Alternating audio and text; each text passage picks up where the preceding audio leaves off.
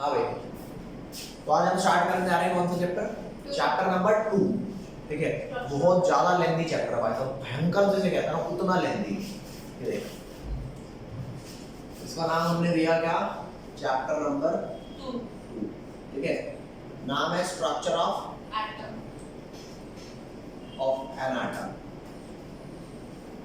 ठीक है, ये चैप्टर में 2 पार्ट्स में पढ़ाया जाता है। पहला पार्ट वो है जो आपके सिलेबस से डिलीट हो चुका है, और दूसरा पार्ट वो है जो आपका पूछा जा रहा है। ठीक है, तो deleted portion for the timing, क्योंकि टाइम हमारे पास कम है तो अभी हम नहीं पढ़ेंगे, वैसे मैंने पढ़ाया हुआ है। ठीक है, तो यहाँ जा, सबसे पहला ये चैप्टर आपको पढ़ाया जाता है डिस्कवरी ऑफ सब एटॉमिक पार्टिकल्स। अब ये सब एटॉमिक पार्टिकल्स कौन कौन से होते हैं? इलेक्ट्रॉन, प्रोटॉन, न्यूट्रॉन, यही होते हैं ना। तो ये अपने को पढ़ने हैं, इलेक्ट्रॉन, प्रोटॉन और न्यूट्रॉन। लेकिन ये वाला पोर्शन हमारा फॉर द टाइम बीइंग ना डिलीटेड है, for the time being delete कर दिया। ठीक है, लेकिन नेक्स्ट पार्ट जो हमारा है वो पार्ट कौन सा है? मॉडल्स। कौन कौन से मॉडल्स? मॉडल्स टू डिफाइन क्या? The structure of atom. तो ये अपना है models to define structure of atoms. आप कहोगे भाई तू इसमें क्या पढ़ाने वाला है, ये बता पहले। जब हम 9वीं क्लास में थे तो हमने ये बात पढ़ी थी कि थॉमसन मॉडल पढ़ा था हमने, तरबूज जैसा उन्होंने बताया था कुछ। तो सबसे पहला उन्होंने बताया हमारे को थॉमसन मॉडल। थॉमसन एक साइंटिस्ट थे, उन्होंने सबसे पहले एटम के बारे में स्ट्रक्चर बताया।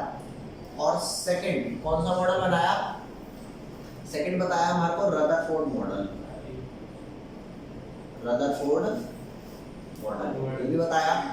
थर्ड हमारे को क्या बताया? Bohr's model. नील्स बोर था ना, Bohr's model. And further more models. और भी कुछ मॉडल्स आए होंगे बताने के लिए। क्वेश्चन ये आता है कि तू एक बात बता, इस दुनिया में इतनी सारी चीजें पढ़ने के लिए तू इनके पीछे ही क्यों पड़ गया है? एटम के अंदर अच्छी बात है, छोटी छोटी चीजों को आप लेकर के पढ़ जाते हो उसके पीछे। तो ध्यान देना, ये आपका पेन है, ये भी एटम से बना है। ठीक है, ये बोर्ड है, ये भी एटम से बना है। बोर्ड के साइड में ये हल्की सी लकड़ी शायद दिख रही होगी आपको, ये भी किससे बनी है? एटम से बनी है। या दुनिया में कोई भी चीज है ना इस दुनिया में, वो किससे बनी हुई है? एटम से। लेकिन चेक करके देखना, कागज होता है वो भी एटम से बना है। कागज को ऐसे फाड़ूंगा फट जाएगा, और यूं फट जाएगा? नहीं।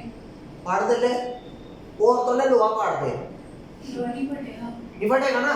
तो हर एलिमेंट, जब हर कंपाउंड जब एटम से ही बना है, तो एक कंपाउंड का या एक सब्सटेंस का बिहेवियर दूसरे सब्सटेंस से अलग कैसे है? समझ गए बात? ये क्वेश्चन था जिसका आंसर साइंटिस्ट ढूंढ रहे थे। तो हो सकता है शायद तेरा जो एटम है वो दूसरे का एटम ना हो। जैसे मेरा कुछ नेचर है, बिहेवियर, तुम्हारा भी कुछ बिहेवियर होगा। बोलते दोनों को नेचर और बिहेवियर ही है, लेकिन क्या वो सेम है? किसी का एग्रेसिव हो सकता है, किसी का पोलाइट हो सकता है, किसी का बदतमीज हो सकता है। समझ गए बात? तो एक सब्सटेंस का एटम दूसरे सब्सटेंस के एटम से बिल्कुल अलग अलग है। इस बात को समझना भाई, एक सब्सटेंस का एटम दूसरे सब्सटेंस के एटम से बिल्कुल अलग है। तो साइंटिस्ट इसी वजह से कह रहे थे यार ये एटम जो ड्रामा है ना, इसको जरा खोजो कि एक एटम का स्ट्रक्चर कैसे अलग है दूसरे एटम के स्ट्रक्चर से। तो उसके लिए मेरे को स्ट्रक्चर ऑफ एटम पढ़ना पड़ेगा ना। तो ध्यान देना,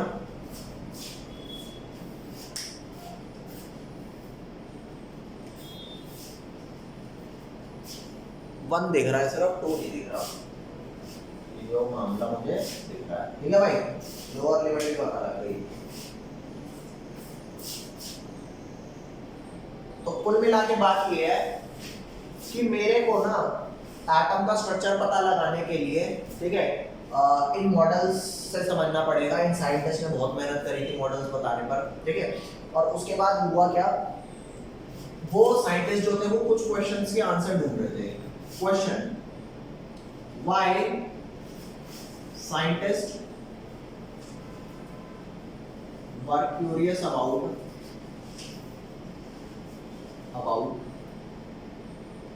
the structure of atom.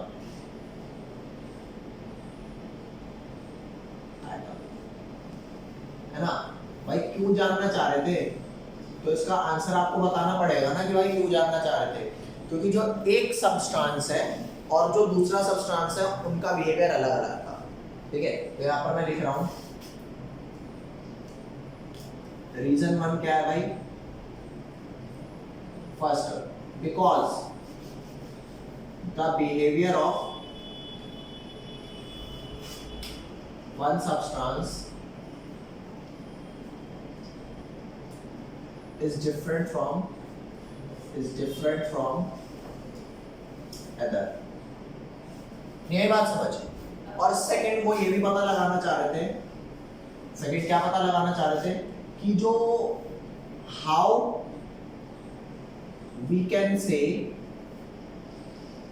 That atom is stable. मेरे को ये भी बताना है कि एटम स्टेबल कैसे होता है।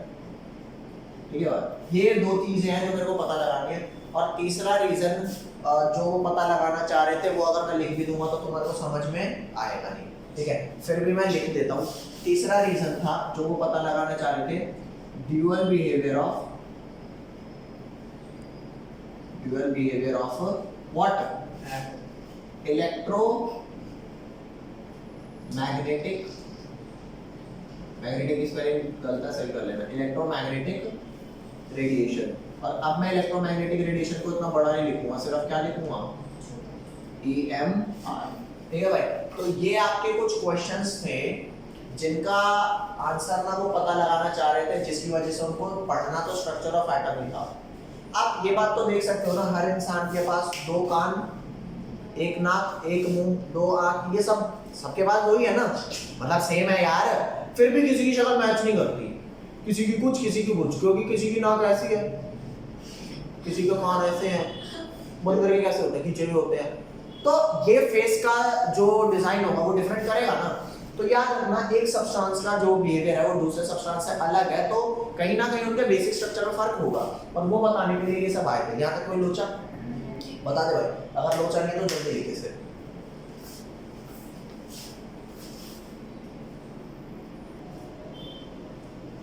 तो आप लोगों को ये वाला पार्ट समझ में आना क्या लिखा, मैं दोबारा बता रहा हूँ। एटम की डिस्कवरी, एटम के अंदर ना सब एटॉमिक पार्टिकल्स होते हैं। ये बात किनको पता लगी? ये बात पता लगी साइंटिस्ट को। उन्होंने कहा यार ये जो एटम है ना ये सही बात नहीं है, समझ गए? ये बहुत बदमाश आदमी, इसके अंदर ना इंडिविजुअल पार्टिकल्स और बहुत सारे होते हैं। बस ये वो पार्टिकल अकेले नहीं रह सकते। जैसे हमारे को इंडिविजुअल बोलते हैं ना, इंडिविजुअल क्यों बोलते हैं? हमारी किडनी क्या हमारे से रूठ के जा सकती है? मैं नहीं जा रही, आपसे जा रही हूँ मैं, मेरे को जमीन जायदाद कुछ नहीं चाहिए भाई, यहाँ से किडनी चली गई भाई साहब। क्यों नहीं जा सकती किडनी?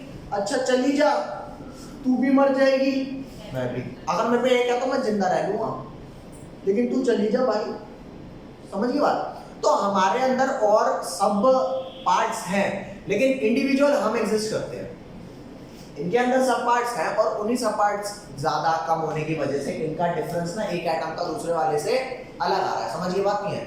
चल, तो ये लेफ्ट वाला पार्ट हटा रहा हूं, आप लोगों ने लिख लिया होगा। ले भैया, अब मैं स्टार्ट, क्योंकि डिस्कवरी ऑफ पार्टिकल वाला वो खत्म हो चुका है, अभी तो फिलहाल डिलीटेड है, तो मैं ये अभी नहीं पढ़ा रहा। ठीक है, आगे चलेंगे।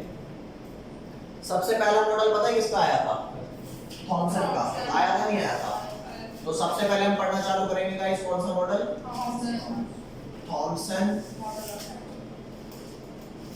मॉडल। थॉमसन भाई साहब ने ना काम तो बहुत सारा किया था, लेकिन ना बस दिक्कत उनके काम में एक ही थी, उन्होंने एक्सप्लेन करके ना सब बहुत छोटे से में रख दिया। तो तुम्हें ऐसा लगेगा ओह ये काम तो मैं भी कर देता। ठीक है, तो थॉमसन ने जो काम किया था बहुत छोटे में ये एक्सप्लेन किया। पहली बात याद रख देना, थॉमसन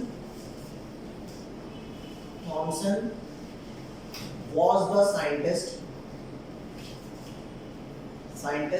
who discovered क्या डिस्कवर किया भाई इन्होंने? इलेक्ट्रॉन। और इलेक्ट्रॉन पे कौन सा चार्ज होता है? Very nice. कौन सा चार्ज होता है भाई? Negative charge. ध्यान देना, when Thomson gave his model of कौन सा model? Atom. Proton was not discovered yet. तब तक प्रोटॉन डिस्कवर नहीं हुए थे. और प्रोटॉन पे कौन सा चार्ज था? प्रोटॉन पे मानते हो नहीं मानते? तो तब तक सिर्फ कौन डिस्कवर हुआ था? इलेक्ट्रॉन. और प्रोटॉन डिस्कवर नहीं हुआ था. तो थॉमसन भैया ऐसे भागते हुए, ओए सुनो मेरी बात, मैं आपको एटम का स्ट्रक्चर दे रहा हूं, ठीक है, और उसकी स्टेबिलिटी भी एक्सप्लेन कर रहा हूं. आपने तरबूज देखा है? वाटरमेलन. वाटरमेलन, ठीक है भाई. तो वाटरमेलन ध्यान देना, वो कुछ ऐसा सा होता है वाटरमेलन, ठीक है. उसमें ऐसा रेड कलर वाला पार्ट, ये ऐसे रेड कलर वाला होता है. अरे बाबू भाई, ये रेड कलर वाला पार्ट होता है, उसके अंदर श्याम होता है, ठीक है. तो ये जो रेड पार्ट है ना, उस रेड पार्ट को भैया जी ने बोला था पॉजिटिव चार्ज. क्या बोला था? Positive charge. और क्यों उन्होंने इस पॉजिटिव चार्ज को प्रोटॉन नहीं बोला? क्योंकि तब तक प्रोटॉन तो था ही नहीं. अरे बाबू, उन्होंने इलेक्ट्रॉन डिस्कवर कर लिया था. तो उन्होंने कहा कि जो सीड्स है ना, वो इलेक्ट्रॉन्स हैं. और इलेक्ट्रॉन्स कौन सा चार्ज थे? नेगेटिव. वाह, मुझे तुम कहोगे यार ये तो मैं भी बता देता, फिर ये कोई मॉडल है? तरबूज बना दिया था एटम का. रेड पार्ट क्या हो गया? Positive charge. प्रोटॉन नहीं बोला. और ये सीड जो उसके अंदर होते हैं, जो हमारे को अच्छे नहीं लगते, है ना, थू करने पड़ता है, तो ये वाला क्या हो गया हमारा? इलेक्ट्रॉन्स. ये हो गए हमारे सीड. वाटरमेलन के सीड यार, हो गया. और उन्होंने ये कहा अमाउंट ऑफ, ये एम्प्टी अमाउंट है ऑफ इलेक्ट्रॉन. इलेक्ट्रॉन क्या होगा? वो बराबर है किसके? अमाउंट ऑफ पॉजिटिव चार्ज के. किसके बराबर है भैया? और उन्होंने कहा क्योंकि पॉजिटिव चार्ज और नेगेटिव चार्ज बराबर है, इस तरीके से हमारा एटम क्या है? स्टेबल. ठीक है. तो तुम्हें पता है ना कि थॉमसन ने कोई मॉडल दिया और उसके बाद वो मॉडल गलत प्रूव हो गया. ये बात तुम्हें पता है? पता है ये मॉडल गलत किसने प्रूव किया है? बताता हूँ. थॉमसन के अंडर में एक साइंटिस्ट काम करते थे, जूनियर साइंटिस्ट. जूनियर साइंटिस्ट का मतलब हो गया हुजूर आप जो कहेंगे मैं करूंगा ऐसा वाला मामला था. तो थॉमसन के अंडर में कौन काम करा करते थे? रदरफोर्ड करते थे. ठीक है भाई, बिल्कुल करते थे. रदरफोर्ड कहते हैं सर क्या बात है, आपने बहुत बढ़िया काम किया, एटम का स्ट्रक्चर दे दिया, आपको इस बात के लिए नोबेल प्राइज भी मिला है. तुम्हें पता है नोबेल प्राइज मिलने से क्या होता है? एक सर्टिफिकेट और एक वो लोकल से ट्रॉफी नहीं पकड़ा देते. नोबेल प्राइज की एक कीमत होती है, शायद उस टाइम पे जो भी रही हो, आज तो 5 से 6 करोड़ रुपए के आसपास है. अगर तुम्हें नोबेल प्राइज मिला मतलब तुम्हें 5-6 करोड़ रुपए मिलेंगे. तो हर किसी को नहीं दिया जा सकता. तो नोबेल प्राइज इनको मिला मतलब पैसा भी मिला होगा. मिला था, हर किसी को नहीं देता छोटी छोटी बात पे. ओ आपके ट्रस्ट में 20 में से 15 आए, ये लो नोबेल प्राइज 6 करोड़ रुपया. पढ़ाई छोड़ रहा हूं आज से. बोलो समझ में आई बात है? तो इनको नोबेल प्राइज मिला. तो रदरफोर्ड कहते हैं यार सर आप तो क्या हो यार आप, है ना. तो रदरफोर्ड ने कहा सर हमने एक एक्सपेरिमेंट डिजाइन करेंगे जिससे जो आपका मॉडल आपने जो दिया है ना वो मैं सही प्रूव कर दूंगा. मैं नहीं प्रूव कर दूंगा सर, बोला हम सही प्रूव कर देंगे. अरे जूनियर आदमी कैसे बात करेगा सीनियर के आगे? तो उन्होंने रदरफोर्ड ने कुछ करना चालू किया. क्या किया ये मैं बता देता हूँ. जो भी काम अब मैं कर रहा हूँ वो एक्चुअल में रदरफोर्ड का है. समझिए बात. तो भाई ये राइट पोर्शन अगर हो गया तो ये लेफ्ट वाला लिख लिया. हाँ सबने लिख लिया.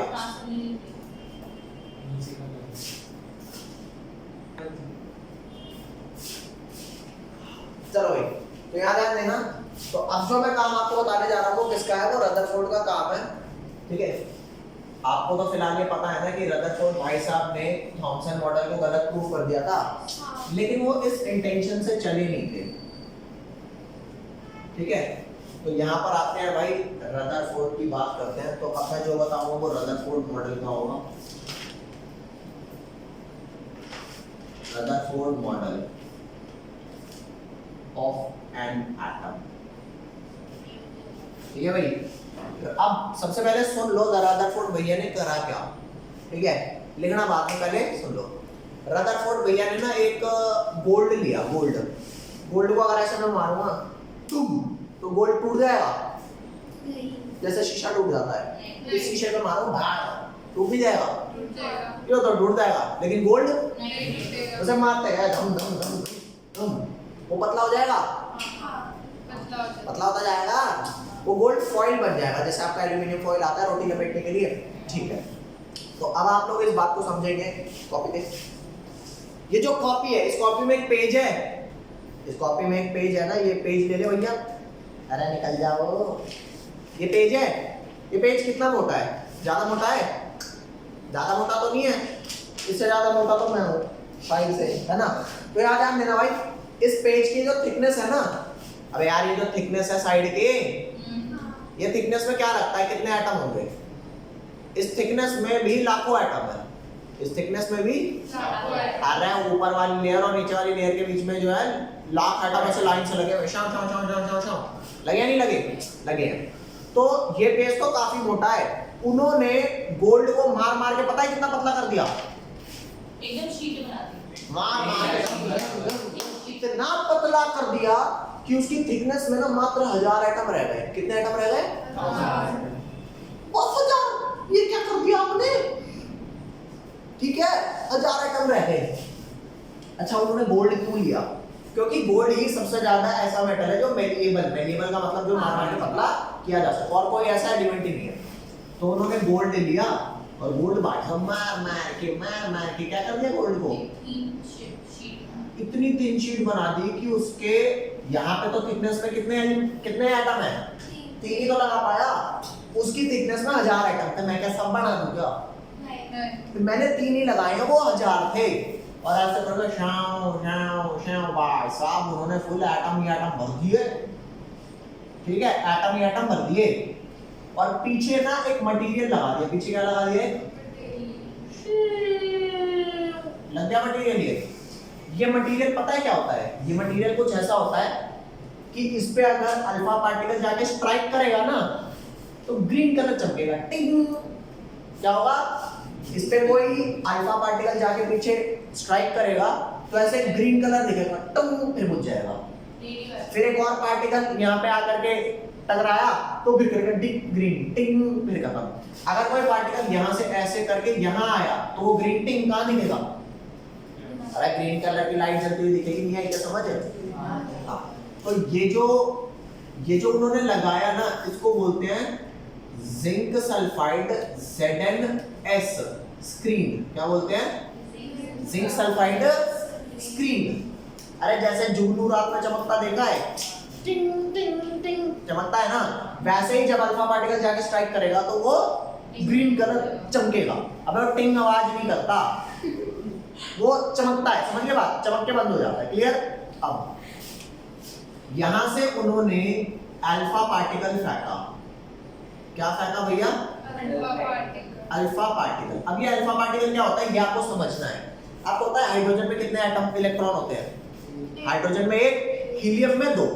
ठीक है, तो जो हीलियम होता है, हीलियम के अंदर 2 इलेक्ट्रॉन और 2 क्या होते हैं गाइस, प्रोटॉन। ठीक है, अगर आप दोनों इलेक्ट्रॉन ऐसे फेंक दो, चलो मैं तुम्हें लात मार के भगा देता हूं, वो दोनों इलेक्ट्रॉन लात मार के भगा देगा, तो बचेगा क्या, सिर्फ 2 प्लस चार्ज। अरे जब 2 नेगेटिव 2 पॉजिटिव था तो ये न्यूट्रल था, 2 इलेक्ट्रॉन भग गए तो कौन सा चार्ज रह गया, पॉजिटिव। तो हीलियम पार्टिकल होता है, अल्फा पार्टिकल होता है He+2 आयन। तो ये कौन सा पार्टिकल है, ये अल्फा पार्टिकल। अरे बोल दे भाई, नहीं आ रही क्या समझ, तुम्हें आ रही है, बता देना भाई ना आए तो ये अल्फा पार्टिकल है, ये अल्फा पार्टिकल यहां से फेंकेंगे।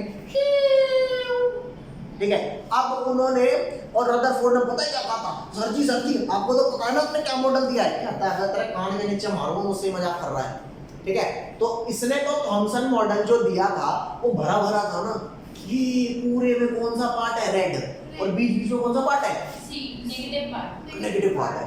तो तुम्हारे को एक एग्जांपल देता हूं। मान लो यहाँ पे शनि बाजार लगा हुआ है, शनि बाजार है ना ये, अरे शनि बाजार यार, तुम किसी के आगे वीरवार बाजार लगता है, किसी का ट्यूसडे को लगता है, तो अपने यहाँ शनि बाजार लगता है, ठीक है। तो कोई बंदा कहे भाई भाई माने ना शनि बाजार में 100 की स्पीड में बाइक चलाई, 100 की स्पीड में बाइक चलाई था, वो भी कहाँ बाजार में। अरे बोलो चल जाएगी? एक बंदा कहता अच्छा हम भी चलेंगे, चला के दिखाइयो। फिर वो अगले दिन गए और मैंने पूछा हाँ भाई चलाई इसने 100 की स्पीड में? कहता हाँ यार 100 की स्पीड में चलाई। तो इस बात का क्या मतलब है? भैंस की पूछ, या तो तूने 100 की स्पीड में नहीं चलाई और या फिर शनि बाजार नहीं लगा था, या फिर बाजार नहीं लगा। अरे भाई बोलो तूने, भाई तू याद कर, तूने भोर में 4 बजे चलाई होगी, उस टाइम पे बाजार नहीं होता। भोर में 4 बजे तो चल जाएगी इस रोड पे 100 की स्पीड। करना क्या है? अरे यामाहा की महंगी वाली बाइक ले रहा हूं, पहले गियर में 100 की स्पीड चलती है ना, चलती है।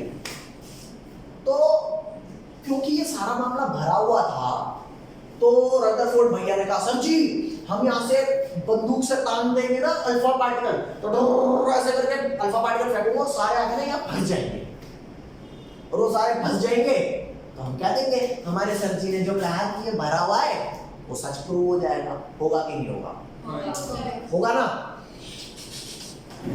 बस इन्होंने उठाई एक बंदूक जिसमें अल्फा पार्टिकल थे, फायर करनी चालू कर दी, और भाई साहब तुम यकीन नहीं मानोगे, सारे पार्टिकल जाके शिव शिव शिव 100 की स्पीड में भाग रहे हैं। क्यों भाग रहे हैं? सर्दी भी कहेंगे ये क्या हो गया, रोएंगे नहीं रोएंगे, सब्जी कहेंगे भाई ये क्या हो गया, ये पार्टिकल एक भी फंस क्यों नहीं रहा। यार अगर भरा हुआ है सब तो पार्टिकल फंसना चाहिए ना, फंस जाए गिर जाए कुछ डैमेज हो ना, इसको कुछ डैमेज हो रहा है, पार्टिकल शेव शेव भागे जा रहा है, ठीक है। और भाग करके यहाँ पे green green green green green green दिखाया जा रहा है।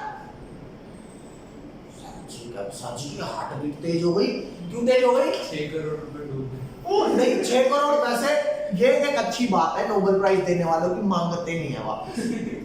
तो 6 करोड़ तो है, लेकिन सर की डिग्निटी खराब हो गई, समझ की बात भाई। छिवा बहुत बढ़िया।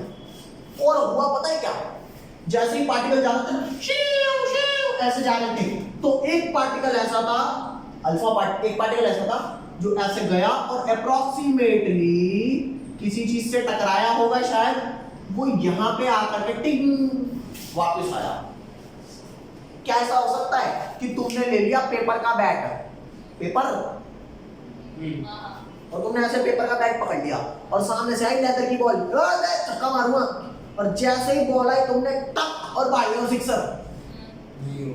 पेपर का बैट से नहीं होगा। क्यों नहीं होगा? क्योंकि पेपर का बैट इतना भारी नहीं है कि वो लेदर की बॉल को टक कर दे, ऐसे आएगा बॉल। यही बात समझ, अरे बोलो।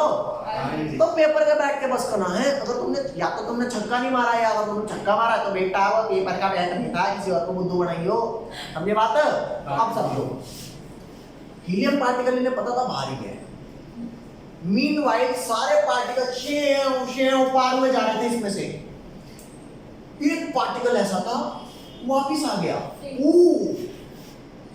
ऐसा क्यों हुआ मैं बताता हूं, क्यों हुआ मैं बताता हूं। तुमने वो गुड्डा देखा है? गुड्डा जो ऐसे खड़ा रहता है, होता है अच्छी खासी लेंथ का होता है, इतनी हाइट का होता है, राजा इतना बड़ा होता है, ऐसे पूछो इसे तुम ऐसे घुसवा मारोगे तो नीचे गिर जाता, क्यों ऊपर आ गया भाई? तुम मेरे को घुसा मारोगे तो मैं यूं होगा कि मैं गिरा और गिरने के बाद अपने आप ऊपर आ गया, ऐसा होगा क्या? क्यों यार, मेरा जो ओवरऑल मास है वो पूरे शरीर में है ना, मैं एक बार गिरा तो भैंस की पूंछ पड़ गया, समझ? लेकिन उस गुड्डे का मास ना नीचे भारी सा होता है और ऊपर हवा हवा होती है, तो उसे जैसे ही मारते हैं वो फिर ऐसे आ जाता है, मानते नहीं मानते? तो एक जो एटम होता है ना, एक जो एटम होता है पूरा, वो वैसे तो पूरा खाली होता है, क्या होता है? पूरा उसका सारा का सारा मास बीच में कंसंट्रेटेड होता है। क्या है ये सारा? सुनो मेरी बात, मान लो तुम हो, लेकिन वो वाले तुम नहीं हो जो अभी हो। ऐसे तुम हो कि तुम्हारा जो सारा शरीर का सामान है ना वो सारा जाके भर गया पैरों में, भारी हो गया। यहाँ से दिल चला गया, किडनी चली गई, पेट चला गया, बस ये है तो सही सब, लेकिन ये सब नीचे चला गया, जाके फिक्स हो गया। तो अब हाथ में जान रह जाएगी 2.5 किलो का हाथ नहीं रह जाएगा ना। क्या ये ऊपर वाला पार्ट भारी रहेगा? किसी को काट के दे देना, ले जा भाई, अरे मैं नहीं उठा पाऊंगा, अरे ले जा यार, आजकल चींटी भी उठा लेती है, मानते हो ना। तो इसका जो टोटल मास था वो पूरे एटम में यूनिफॉर्मली डिस्ट्रीब्यूटेड नहीं था, सेंटर में कंसंट्रेटेड था, सेंटर में। तो जाकर के रदरफोर्ड ने कहा वो थॉमसन भाई साहब क्या ही देते हैं यार, ये तो गलती होगी, गलती हुई नहीं हुई तो यार, ये तो गलती हो गई। रदरफोर्ड भी भाई तुम्हारा चेला जरूर है, तुम्हारा जूनियर साइंटिस्ट जरूर है, लेकिन बेवकूफ थोड़े है तो साइंटिस्ट। कहेगा सर जी आपने जो दिया सो दिया, मैंने आपका सही भी प्रूव करने की कोशिश करी, लेकिन आपके तो लेंटर लग गए।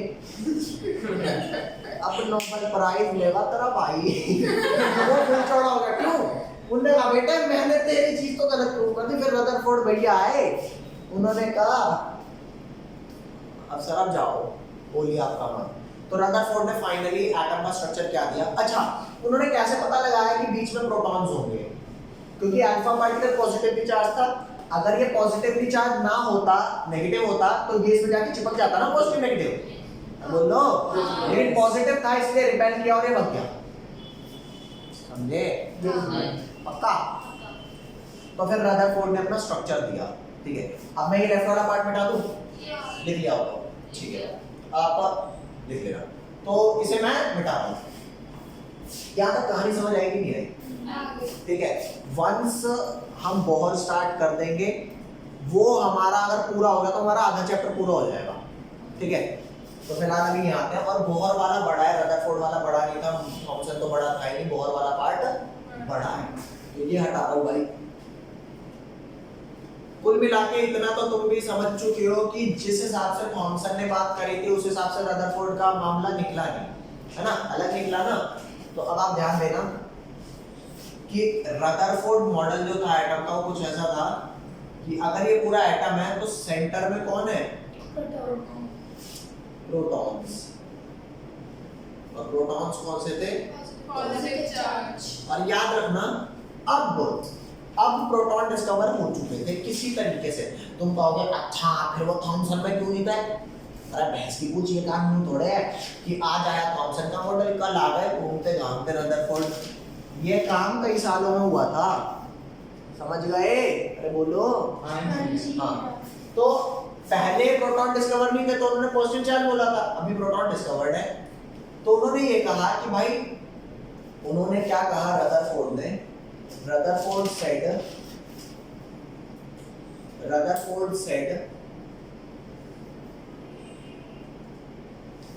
एटम का बहुत सारा हिस्सा तो खाली है, जैसे किसी आदमी का खाली दिमाग, ठीक है। कईयों का भरा हुआ होता है, कईयों का खाली होता है, कईयों के दिमाग में खुराफात सी भरी होती है। तो यहाँ पर बाकी सारा एटम का बाकी सारा हिस्सा क्या है? खाली।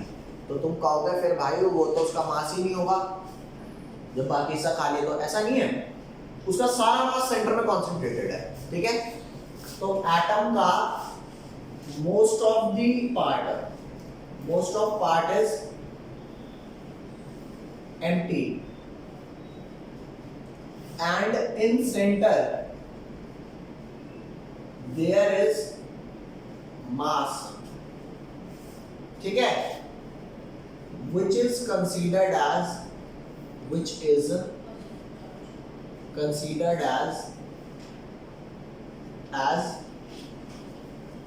whole mass of atom, ठीक है। और इस पार्ट को, सेंटर वाले पार्ट को उन्होंने क्या नाम दिया था? न्यूक्लियस। क्या नाम दिया?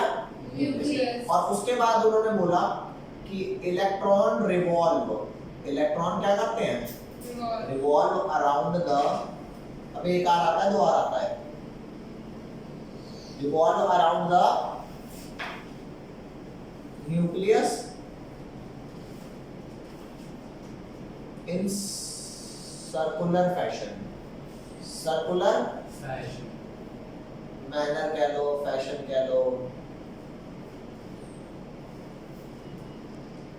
मैनर कैसे लिखते हैं? हाँ, सर्कुलर मैनर रोटेट कर रहा है। ये बात समझ में आई?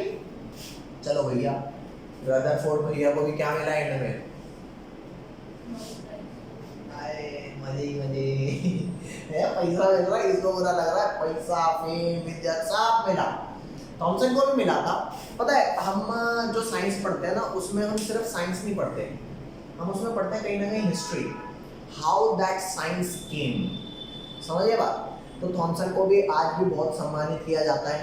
आप पढ़ ऐसे ही थोड़े रहे हो कि थॉमसन तो बदमाश आदमी था, कुछ भी दे के कुछ भी ले गया, ऐसा थोड़े है। हम भाई उसी सम्मान के साथ उन्हें पढ़ाते हैं, फिर रदरफोर्ड पढ़ाते हैं, फिर बोहर पढ़ाते हैं, ताकि बच्चे को ये बात पता हो कि आज हम जिस साइंस पे हैं वो कैसे है। समझे बात? ये लिख लिया सारा, जल्दी लिख लो। सबने लिख लिया है? बच्चों ध्यान देना, यहाँ पर ना ZNS के वहां पे स्क्रीन लिखा है। क्या लिखा है यहाँ पर? ये ZNS के नीचे स्क्रीन लिखा हुआ है, वो आपको दिख नहीं रहा होगा तो मैंने लिख दिया ZNS स्क्रीन है वो, ठीक है। दोबारा सुन लो, ये जो स्क्रीन मैंने बनाई है ये एक मटेरियल है जिंक सल्फाइड, उसकी वजह, तो हम इसे क्या लिख देंगे? जिंक सल्फाइड स्क्रीन लिख देंगे। अब दिख रहा है? हाँ अब दिख रहा है। So guys let's start the game again. ये मिटा दो राइट पार्ट। Yes. अब क्योंकि रदरफोर्ड भैया ने कुछ दिया, अब ऐसा तो है नहीं रदरफोर्ड भाई साहब यूनिवर्सल हो गए, एब्सोल्यूट हो गए कि इनको कोई तोड़ने नहीं आएगा। तो तुम्हें पता है जब भी कोई डिस्कवरी होती है ना, तो उस डिस्कवरी के बाद साइंटिस्ट की ना, साइंटिस्ट्स बहुत सारे, उनकी एक सेमिनार बैठता है। क्या बैठता है भाई? सेमिनार। और यहाँ पे बोहर को पोडियम पे खड़ा किया गया, ये जैसे बागवान में राज मल्होत्रा को किया था ना, मैं चाहता हूँ बागवान के उसमें तो छपके कहा था ना, तो यहाँ पे खड़े थे कौन? बोहर नहीं, रदरफोर्ड साहब खड़े थे, और वहाँ पे बहुत सारे साइंटिस्ट बैठे थे, ठीक है। अब तुम्हें पता है इसमें कुछ लोग तुम्हारे वो भी होंगे जो वेलविशर नहीं होंगे, तो वहां पे एक साइंटिस्ट बैठे हुए थे जिनका नाम था मैक्सवेल। क्या नाम था? Maxwell. मैक्सवेल ने क्या किया जिसकी वजह से बहुत रदरफोर्ड साहब गलत प्रूव हो गए, ठीक है।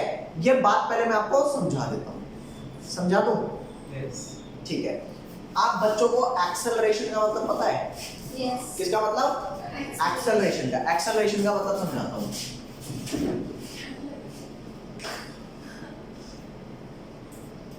बेसिक्स, और अभी फिलहाल जो मैं आपको बेसिक्स बताने जा रहा हूं ना, ये सिर्फ केमिस्ट्री में ही काम नहीं आएगा, ये बेसिक काम आएगा आपका फिजिक्स में भी, ठीक है। तो बेसिक्स, सम बेसिक्स, ये बेसिक्स आपको बहुत काम आने वाले हैं, तो इन्हें थोड़ा सा ध्यान से समझना।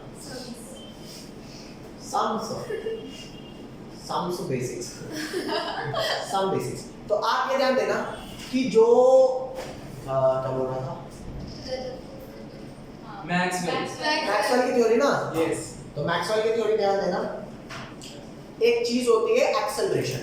एक्सेलरेशन का क्या मतलब होता है?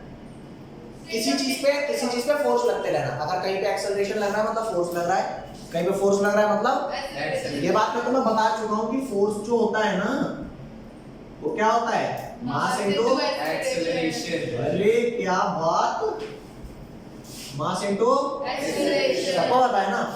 तो अगर कभी एक्सेलरेशन लगेगा तो मतलब फोर्स लगेगा, फोर्स लगेगा मतलब एक्सेलरेशन लगेगा। तेरे बिना मैं नहीं, मेरे बिना तू नहीं। ये सब है भाई, तो full loyal to each other. क्या ध्यान देना, अब कोई भी चीज एक्सेलरेशन में हो उसकी कुछ कंडीशंस होती हैं। क्या होती है भाई? कंडीशन। हमेशा हर चीज एक्सेलरेशन में नहीं रहती, तो याद ध्यान देना, फॉर अ बॉडी या for a particle, for a body और a particle, to be in acceleration, acceleration ऐसे कुछ दिख ही नहीं रहा होगा, दिख रहा है, हाँ दिख रहा है। फॉर अ बॉडी या particle to be in acceleration, velocity must change. यार हिंदी में समझाता हूं ना, तो हिंदी में समझो। कोई एक पार्टिकल को एक्सेलरेशन में होने के लिए उस चीज का वेलोसिटी क्या होना चाहिए? चेंज। अब तुम्हें पता है वेलोसिटी क्या होती है? वेलोसिटी एक्चुअल दो चीजों से बनी होती है। क्या? एक तो होती है स्पीड और एक बनती है डायरेक्शन। जैसे मैं कहता हूं, जैसे मैं तुम्हें कहूं मैं 40 की स्पीड में जा रहा हूं, तो 40 किलोमीटर प्रति घंटे की रफ्तार सिर्फ स्पीड हो गई। लेकिन कोई बोले मैं 40 की स्पीड से उत्तर दिशा की ओर जा रहा हूं, तो इसमें डायरेक्शन भी इन्वॉल्व हो गई ना। तो अब मैं इसे सिर्फ स्पीड नहीं बोलूंगा, क्या बोलूंगा? मतलब अगर स्पीड पता है सिर्फ, तो सिर्फ स्पीड पता है। लेकिन अगर किसी चीज की वेलोसिटी पता है, मतलब स्पीड के साथ डायरेक्शन भी पता है, तो यहाँ पर ध्यान देना, इसको मैं लिखवा देता हूं, स्पीड विद, तो चल रहा है नहीं चल रहा? चल तो रहा है। Speed with direction is called velocity. भौंको भाई। Yes. और speed with direction is called velocity. और वेलोसिटी चेंज होने के लिए, वेलोसिटी चेंज होने के लिए या तो स्पीड चेंज हो जाए या तो डायरेक्शन। यहाँ पर ध्यान देना। And for velocity to get changed, ठीक है, first either speed will change, either speed can change, or second direction can change। नहीं आई क्या बात समझ? अरे मोहम्मद भाई, आगे गया। मैंने कहा आपको किसी चीज की वेलोसिटी चेंज करनी है, या तो स्पीड चेंज कर दो वेलोसिटी चेंज हो जाएगी, या तो डायरेक्शन चेंज कर दो, वही तो लिखा है। For velocity to get changed, क्या क्या चेंज हो जाएगी? वेलोसिटी चेंज हो जाएगी, आइदर स्पीड चेंज हो जाए Yes. या फिर Direction। मेरी इंग्लिश खराब हो सकती है, मैं तो मानता हूँ कि है। मैंने कहा हिंदी में समझ लो, स्पीड वेलोसिटी चेंज होने के लिए या तो स्पीड चेंज कर दो या डायरेक्शन, यही लिखवाने की कोशिश करिए। इंग्लिश गलत हो तो खुद बना के लिख लेना। आइदर स्पीड कैन चेंज और डायरेक्शन। अगर स्पीड किसी चीज की चेंज हो रही है मैं तो भी बोलूंगा कि बेटे तेरी वेलोसिटी चेंज हो रही है, और अगर डायरेक्शन चेंज हो गई, स्पीड सेम है, तो भी मैं बोलूंगा बेटे वेलोसिटी चेंज हो गई। समझ गए? तो एक पार्टिकल लेते हैं, पत्थर लेते हैं और उसे घुमाते हैं, रस्सी बांधते हैं ऐसे सर्कुलर डायरेक्शन में। तो तुम बताना, देख याद रखना, या तो स्पीड चेंज हो या डायरेक्शन चेंज हो तो वेलोसिटी चेंज होगी, और अगर वेलोसिटी चेंज हुई तो पार्टिकल एक्सेलरेशन में होगा। तो तुम बताना कि पत्थर को मैं ऐसे ऐसे घुमा रहा हूं तो वो एक्सेलरेशन में है या नहीं। अगर एक्सेलरेशन में होगा तो वो तभी होगा तो उसकी वेलोसिटी चेंज हो रही होगी, और वेलोसिटी चेंज तभी होगी या तो स्पीड या तो डायरेक्शन। मैंने कहा कि फिक्स स्पीड से घुमाए जा रहा हूं पत्थर को, कैसे चेंज हो रही है भाई डायरेक्शन? वो देख डायरेक्शन सेम है, अभी कराता हूं चेंज को। Same नहीं है। ऐसे सेम है, अभी बता रहा हूं ऐसे सेम कैसे है। मान लो तुम घर में हो, तुम कहाँ हो? घर में, और तुमने यूं बांध लिया पत्थर। Yes. मम्मी सिलाई सिल रही थी, ये सिलाई सिलना होता है नहीं, मम्मी सिलाई कर रही थी, तुमने उनसे रील लेकर के, अबे वो जो धागे की आती है, पत्थर बांधा, तुम वो घुमाना चालू, मम्मी कहेगी मत घुमा लग जाएगी। ऐसे ही टूट जाएगी। टूटेगी तो लगेगी या छूट जाएगी, हाथ से पतली सी तो होती है वो, अरे रील पतली सी होती है, हाँ। मत घुमा लग जाएगी। मान ले मम्मी वहां बैठी थी, मत घुमा लग जाएगी, ठीक है? वहां पापा बैठे थे, पापा भी कह रहे मत घुमा लग जाएगी। अगर वो घूमते घूमते यहाँ टूटी श्याओ पापा के वहां, और अगर वो घूमते घूमते कहाँ टूटी की मम्मी के यहाँ, यहाँ टूटी तो वो सीधा, और हो सकता है वो यहीं टूट जाए। समझ रहा है? फैशन बिगड़ जाएगा, बिगड़ेगा ना? तीनों में मिले। तो हर पॉइंट पे पार्टिकल छूटते ही जाना तो सीधा जाता है, लेकिन मैं उसे सीधा जाने नहीं दे रहा, मोड़ दे रहा हूं। नहीं आई बात समझ? अरे बम्बो, ये वाला बेटा तू लेफ्ट वाला, आ तो फिर ऐसा हमने लिख लिया, किसी ने तो लिखा होगा, कहीं पता चले एंड में कहूँ यार वो नोट्स भी दिला देता थोड़े से। ले ले ले ले ले ले मैंने कहा गाइस कि पार्टिकल मैंने लिया, यहाँ पे मैं खड़ा होगा और ये रहा मेरा पत्थर, और मैं इसे घुमा जा रहा हूँ, घुमा रहा हूँ, नहीं घुमा रहा हूँ। अब वो अगर यहाँ टूटा तो श्याम, यहाँ टूटा तो श्याम, यहाँ टूटा तो यहाँ, मतलब हर पॉइंट पर वो भागना तो सीधा जा रहा है, लेकिन मैं कह रहा हूँ कहाँ जा रहा है, आजा इधर भी घूम ले। मैं ही तो कर रहा हूँ काम, जैसे पता टूटा तो चला गया। तो हर पॉइंट पे उसकी डायरेक्शन कोई और है फोर्स की, लेकिन मैंने उसे मोड़ दिया खुद फोर्स लगा के। समझ गए बात? तो याद रखना, इन सर्कुलर मोशन अगर पार्टिकल फिक्स स्पीड से भी घूम रहा है ना, तो उसकी डायरेक्शन चेंज होने की वजह से velocity change.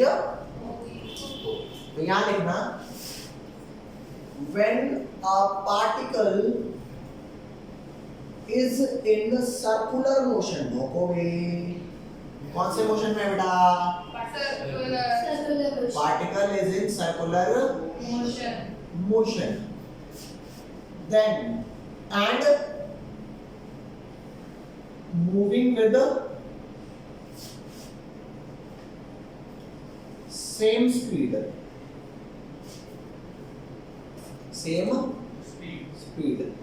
then also its velocity will be changing because of change in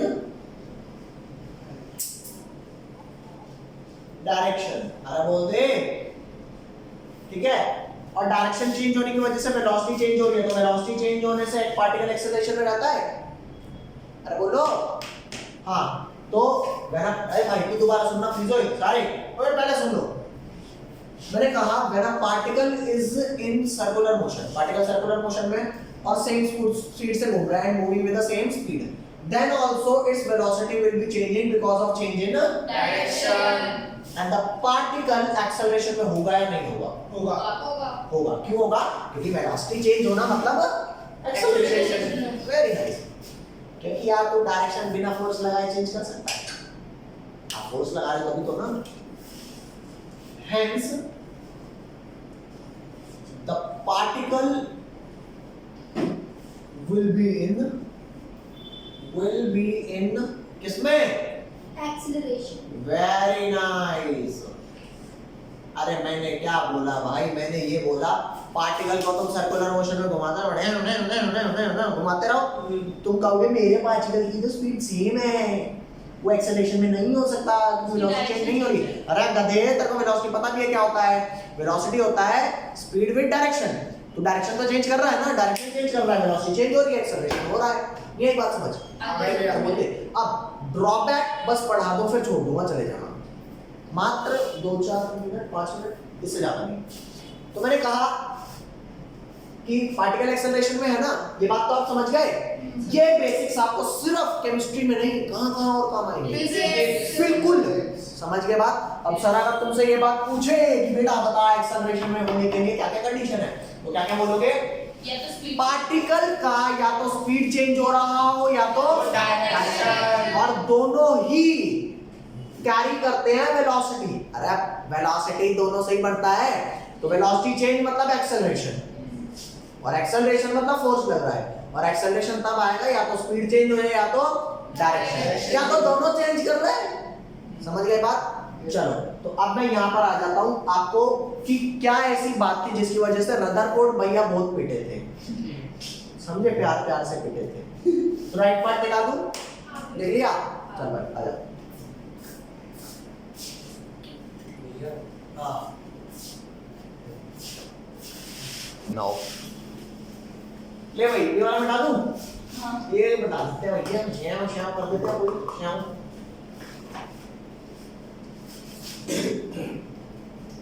तो गाइस ये अब मैं जो आपको बता रहा हूँ ये वो थ्योरी बता रहा हूँ जिसकी वजह से ना रदरफोर्ड के लेंटर लग गए थे। वो थ्योरी क्या थी? Maxwell theory. क्या इसकी कुछ इनके नाम देखो कैसे कैसे, ठीक है। तो भाई मैक्सवेल थ्योरी कहती थी कि कोई भी चार्ज पार्टिकल होगा ना, भैया भैया भैया पहले सुन लो, एक चार्ज पार्टिकल होगा, अगर वो एक्सेलरेट होगा ना तो उसकी एनर्जी लूज होगी। अगर वो एक्सेलरेट होगा तो उसकी एनर्जी, और एक्सेलरेट होने की कंडीशन मैंने बता दी आपको, वेलोसिटी चेंज होना, और वेलोसिटी चेंज होने की कंडीशन बता दी, या तो डायरेक्शन चेंज होना या फिर स्पीड हाँ तो यहाँ पे हमने ना जैसे this theory states that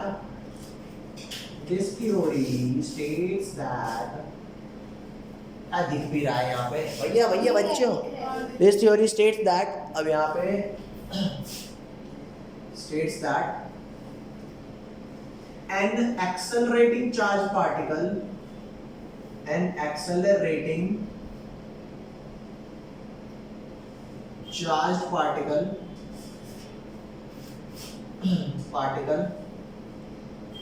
will radiate, और रेडिएट को आप एक और वर्ड लिख सकते हो क्या? लूज। ये इसका मतलब पता है क्या है? इसका मतलब ये है चार्ज पार्टिकल विल रेडिएट लिख दो या फिर विल लूज लिख दो, दोनों भी लिख सकते हो। Will radiate energy, okay. This theory states that an accelerating charge particle will lose energy, okay। और एक्सेलरेट कब होगा? या तो डायरेक्शन चेंज हो या तो स्पीड चेंज हो, मतलब अल्टीमेटली वेलोसिटी चेंज हो। तो ना तो समझना, साइकिल चलाई है क्या ऐसे करके साइकिल चलाई है? तू साइकिल चला रहा था तो धरती तुझे नीचे गिर नहीं पा रही थी, इसका मतलब क्या है? उसने गिरना छोड़ दिया तेरे को?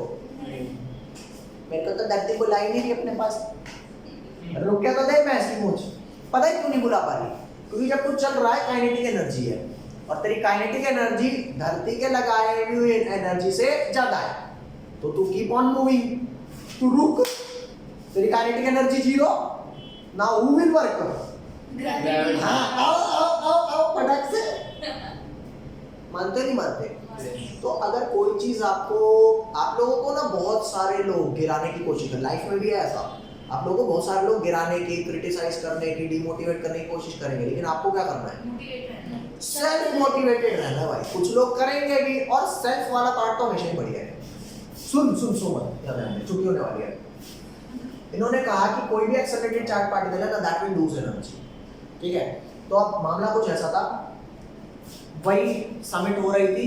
समिट क्या, पोडियम पे खड़े थे रदरफोर्ड भाई साहब, मैक्सवेल था यूं, सर जी ये मैक्सवेल कह रहा है, सर जी। अब रदरफोर्ड जैसे मैक्सवेल को देखा ना, उसे गुस्सा चढ़ जाए, ये क्यों बोल रहा है? उन्होंने कहा सर जी, लेकिन क्योंकि सेमिनार चल रहा है वैसे तो कुछ बोल नहीं सकते। बोला हाँ जी बताइए। सर जी आपका पार्टिकल चार्ज है क्या? बड़ा हरामी आदमी है, तुझे पता नहीं है चार्ज है कि ये मेरा इलेक्ट्रॉन? बताओ तुम बताओ। चार्ज है ना, कौन सा चार्ज है उस पे? नेगेटिव, इलेक्ट्रॉन पे नेगेटिव चार्ज। कहता हाँ जी चार्ज है। फिर उन्होंने कहा सर जी सर्कुलर मोशन में घूम रहा है क्या? कहता मारूंगा मैं तेरे को अगर तू। ऐसा उसका मन में बोला उसने, लेकिन वो ऐसा बोल थोड़े सकता है। मन में उसने ऐसा बोला, गाली भी बकी होगी, लेकिन वो ऐसा बोल नहीं सकता। उन्होंने कहा हाँ जी सर्कुलर मोशन में घूम रहा है। तो सर जी आपका पार्टिकल एक्सेलरेट भी हो रहा होगा, तुम बताओ हो रहा है कि नहीं हो रहा? हो रहा है। हो तो रहा है। कहता हाँ तो फिर? कहता सर जी मैंने एक थ्योरी दी थी। अब वो थ्योरी ना रदरफोर्ड को भी पता थी, क्योंकि मैक्सवेल भी एक बड़ा साइंटिस्ट था भाई साहब। रदरफोर्ड कहता अरे यार क्या हो गया उस, कभी तुम्हारे से कोई बंदा ऐसे सवाल जवाब एकदम से पूछने लग जाए तो दिल धम धम धम धम नहीं करेगा? पहले तो मैं पता कि मैं तो गलत हूँ ही नहीं, फिर तुम्हें गुस्सा आ रहा होगा, ऐसी मुझे ये क्यों बोल रहा है? जब मैं ऐसे बात नहीं करता फालतू तो शुरुआत में मैं गुस्से में था, बाद में भाई उसका दिल धक धक करने लग गया, क्या हुआ परेशान, लेकिन फिर भी कॉन्फिडेंट खड़ा था। उन्होंने कहा सर जी आपका पार्टिकल एक्सेलरेटिंग है, चार्ज्ड भी है, तो एनर्जी लूज करेगा नहीं करेगा? कहाँ करेगा? और रदरफोर्ड भाई साहब पसीने छूटने चालू, ऐसे बड़ा भाई पसीने छूट रहे हैं। उन्होंने कहा आपका सेंटर में न्यूक्लियस है और इलेक्ट्रॉन समवेयर घूम रहा होगा इन अ सर्कुलर पाथ। हाँ जी। तो क्योंकि चार्ज है, क्योंकि सर्कुलर में है तो एक्सेलरेशन में भी है, तो वो एनर्जी लूज भी कर रहा होगा। रदरफोर्ड ने कहा हाँ कर तो रहा होगा। मैक्सवेल तेज ऐसे कोई पोपलू सा साइंटिस्ट थोड़ा था जिसे तुम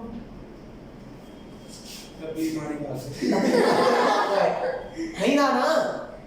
तो इन्होंने कहा सर जी आपका ये जो इलेक्ट्रॉन लूज कर रहा है एनर्जी, धीरे धीरे उसकी एनर्जी कम होगी, एनर्जी कम होगी तो न्यूक्लियस में प्रोटॉन्स हैं, वो आपके नेगेटिवली चार्ज इलेक्ट्रॉन को खींचेंगे नहीं खींचेंगे?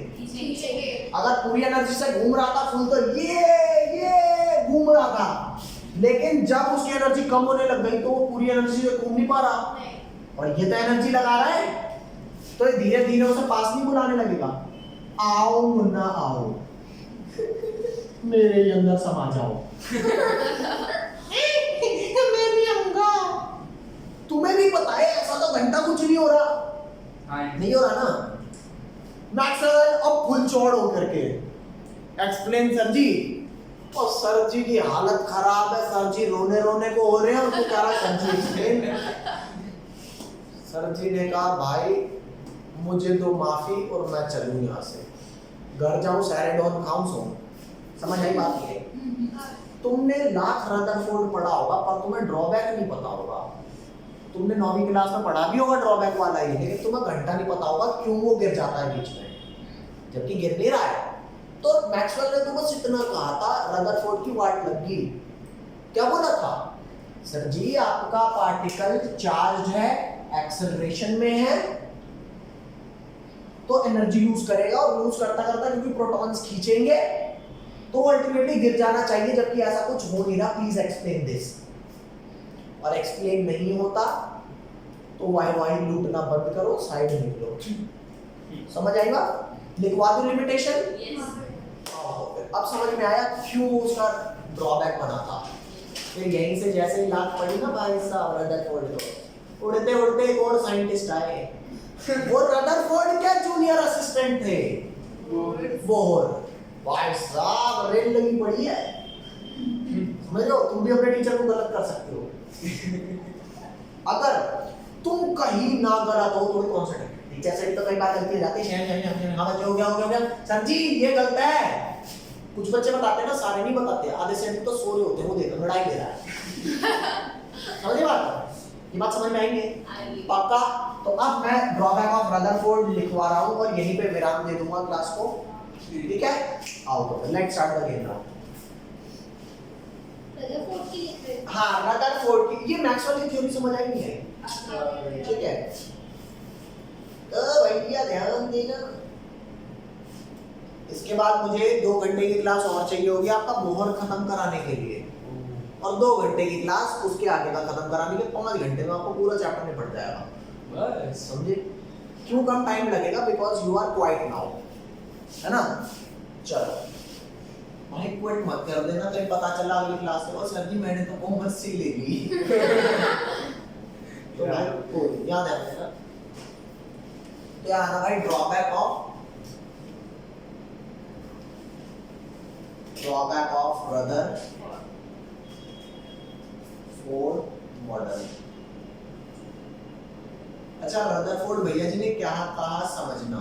ये बात तो आपको समझ आ गई ना कि मैक्सवेल थ्योरी के अकॉर्डिंग जो इलेक्ट्रॉन था वो सेंटर में गिर जाना चाहिए था, लेकिन ऐसा कुछ हो नहीं रहा।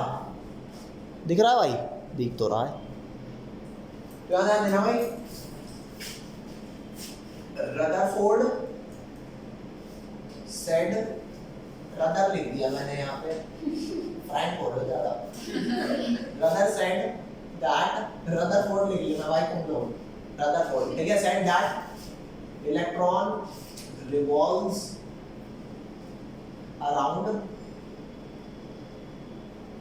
nucleus in circular motion.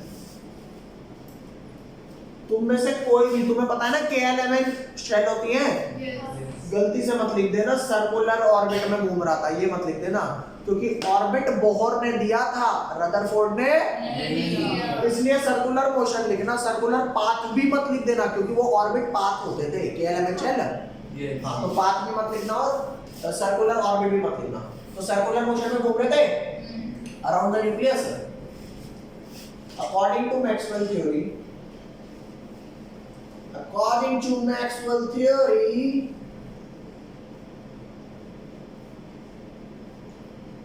an accelerating charged particle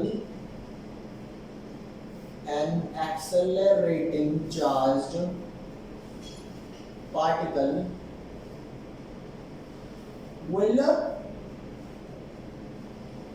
radiate लिख दो या फिर lose energy. Any locha guys? An accelerating charge particle will radiate energy. ठीक है? And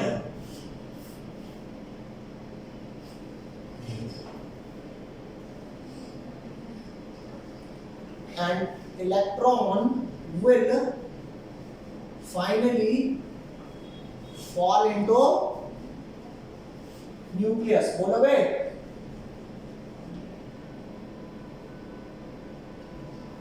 nucleus making atom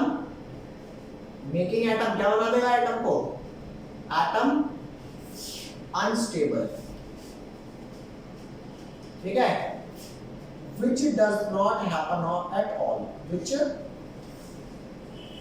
does not happen at all. अरे बोल भाई यार, वो कह रहा है कि एक्सेलरेटिंग चार्ज पार्टिकल घुस जाएगा, लूज करेगा एनर्जी और अल्टीमेटली लूज करेगा एनर्जी, तो एटम अनस्टेबल हो जाएगा, और ऐसा तो हो नहीं रहा। अरे बोलो यस भैया। So Rutherford was not able to explain the stability of the atom. अरे वो स्टेबल है, दुनिया जानती है, तुम करो ना। अरे नहीं आ रही क्या समझ? बस hence Rutherford was not able, right वाला निकाल लेता हूँ भाई, Rutherford was not able to explain the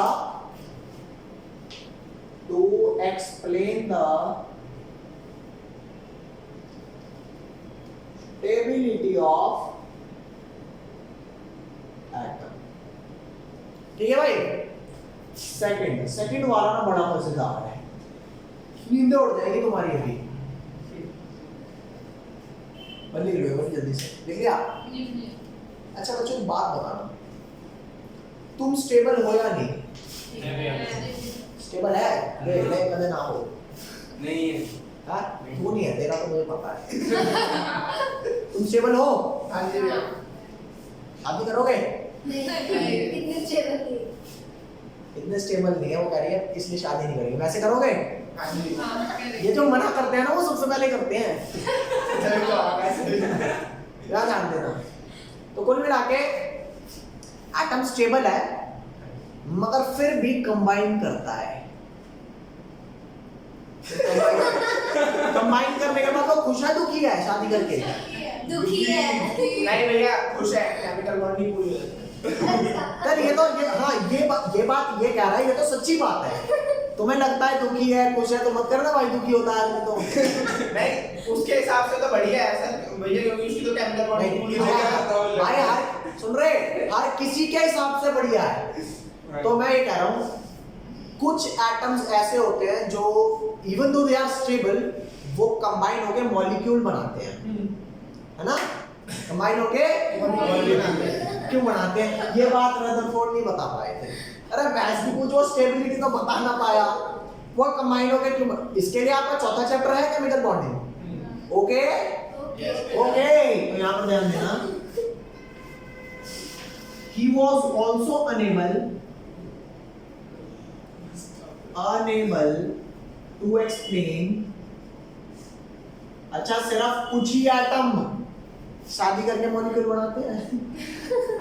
कुछ ऐसे भी होते हैं, हीलियम, नियॉन, नोबल गैस, हम बाबा टाइप अपने, दे डू नॉट रिएक्ट, है ना? हाँ, हम मान लेते हैं, चलो मान लेते हैं। So he was also unable to explain that why some atom combines to form molecules। ठीक है, चलिए भाई आगे बढ़ना है। यहाँ तक समझ आया? कोई लोचा? यस भैया। पक्का? यस। चलो भाई, तो यहाँ तक आज की क्लास अपनी डन। डन कर लेते हैं। चलो भैया, लाइक करो, शेयर